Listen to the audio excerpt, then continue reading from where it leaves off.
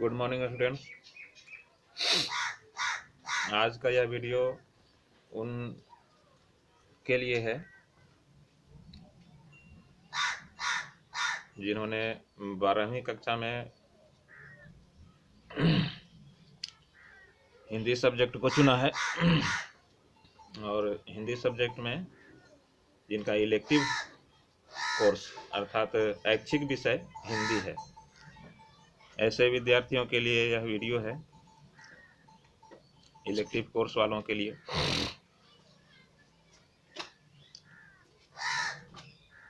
इसमें सबसे पहला चैप्टर है देवसेना का गीत। देवसेना का गीत जो है सो जयशंकर प्रसाद द्वारा रचित एक नाटक स्कंदगुप्त, इसी से लिया गया है। जयशंकर प्रसाद की एक रचना है स्कंदगुप्त, जो कि नाटक है, उससे लिया गया है। और इस नाटक में एक स्त्री पात्र है देवसेना, उसी के द्वारा जो है सो यह गीत गाया गया है।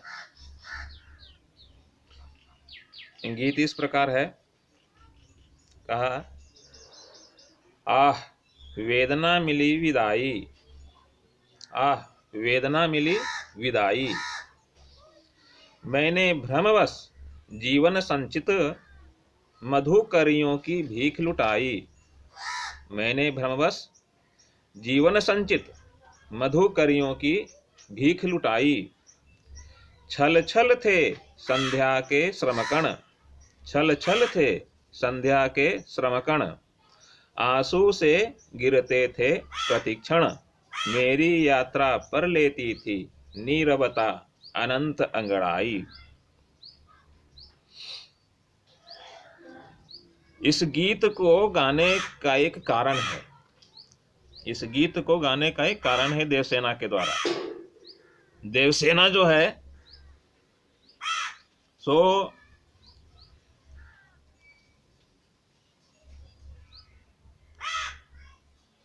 स्कंदगुप्त को मन ही मन चाहती थी, देवसेना स्कंदगुप्त को मन ही मन चाहती थी।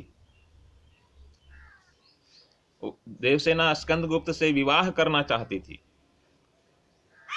लेकिन स्कंदगुप्त जो हैं सो किसी और को चाहते थे, वे किसी और का सपना देखा करते थे, उनके सपने में कोई और आती थी।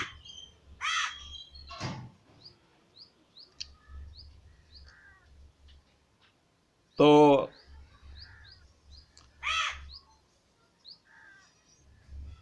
इस प्रकार देवसेना जो है सो स्कंदगुप्त से विवाह नहीं करती है और स्कंदगुप्त के बारे में उसके हृदय में जो भावनाएं पल रही थीं, जो सपने उसने पाल रखा था, वे सारे के सारे सपने समाप्त हो जाते हैं। वह स्कंदगुप्त से विवाह करने को मना कर देती है और स्कंदगुप्त के विवाह प्रस्ताव को ठुकराने के बाद देवसेना जो है सो अपने जीवन के वेदनामयी क्षणों को याद करती है इस गीत के माध्यम से। क्या कहा, आह वेदना मिली विदाई, मैंने भ्रमवश जीवन संचित मधुकरियों की भीख लुटाई, छल छल थे संध्या के श्रमकण, आंसू से गिरते थे प्रतिक्षण, मेरी यात्रा पर लेती थी नीरवता अनंत अंगड़ाई। कहा है कि देवसेना अपने हृदय की पीड़ा को गीत के माध्यम से प्रकट कर रही है। देवसेना अपने हृदय की पीड़ा को गीत के माध्यम से प्रकट कर रही है, व्यक्त कर रही है। कहा, यह मेरा दुर्भाग्य है, यह मेरा दुर्भाग्य है, जो विदाई की बेला में भी, जो विदाई की बेला में भी पीड़ा मिल रही है, विदाई की बेला में भी पीड़ा मिल रही है। मैंने जीवन भर जिन भावनाओं को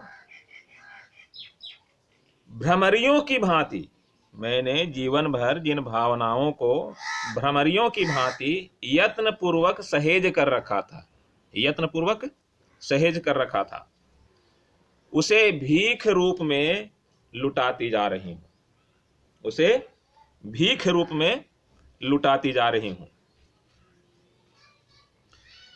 इस बेला में संध्या भी अपने श्रम कण रूपी आंसू बहा रही है, अपने श्रम कण रूपी आंसू बहा रही है। श्रम कण जो है सो यह पसीना शब्द से है। श्रम कण रूपी आंसू बहा रही है। लगता ऐसा है जैसे वह संध्या बेला भी जो है सो अपने दुख को प्रकट कर रही है, और मेरी जीवन यात्रा में एक विचित्र सी शांति, और वह शांति जो है सो वास्तव में शांति नहीं है बल्कि खामोशी है, नीरवता, नीरवता अर्थात खामोशी। जीवन यात्रा में एक अंतहीन सी खामोशी है।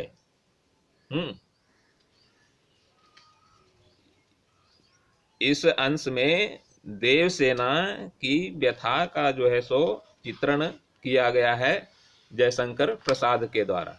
जयशंकर प्रसाद के द्वारा क्या किया गया है? देवसेना के जीवन की व्यथा को, अर्थात जीवन में जो दुख है उस दुख को प्रकट किया है जयशंकर प्रसाद ने। अब यहां पर है क्या कहा कि मैंने भ्रमवश जीवन संचित मधुकरियों की भीख लुटाई। कहना यह है इस पंक्ति में कि जीवन की संध्या बेला में अपने अतीत पर अर्थात यहाँ जो स्कंदगुप्त के प्रेम में जो उसने अपने हृदय में जिन भावनाओं को पाल रखा था, उस अतीत पर दृष्टिपात करती हुई देवसेना कहती है कि वह स्कंदगुप्त के प्रेम की कोमल भावनाओं को क्या कहती है कि वह अर्थात देवसेना स्कंदगुप्त के प्रेम की कोमल भावनाओं को आजीवन अपने हृदय में संजोती रही, आजीवन अपने हृदय में संजोती रही। लेकिन उसका ऐसा करना एकमात्र भ्रम था, क्योंकि देवसेना ने स्कंदगुप्त के वैवाहिक प्रस्ताव को ठुकराया था, उनके वैवाहिक प्रस्ताव को। अर्थात स्कंदगुप्त जो है सो देवसेना के पास विवाह के प्रस्ताव को लेकर के आए थे, लेकिन देवसेना ने उन्हें मना कर दिया था। मना इसलिए कर दिया था कि स्कंदगुप्त जो है सो किसी और कन्या के सपने देखा करते थे, किसी और कन्या से वे प्रेम करते थे, इसलिए देवसेना ने उनको विवाह के लिए मना कर दिया था। लेकिन फिर भी उनके प्रेम को वह जो है सो अपने हृदय में हमेशा उनके लिए या उनकी कल्पनाओं को या उनके लिए भावनाओं को अपने हृदय में हमेशा संजोती रही थी। तो देवसेना कहती है कि ऐसा करना जो है सो उनके लिए अर्थात देवसेना के लिए एकमात्र भ्रम था, क्योंकि देवसेना जो है सो स्कंदगुप्त के वैवाहिक प्रस्ताव को ठुकरा चुकी थी। कहा कि अब उसके लिए कोमल कल्पनाएं करने का कोई लाभ नहीं है। अब देवसेना के लिए कोमल कल्पनाएं, स्वयं देवसेना कह रही है कि यह अब मेरे लिए जो है सो कोमल कल्पनाओं को संजोना अपने हृदय में कोमल कल्पनाओं को संजोने का कोई लाभ नहीं है।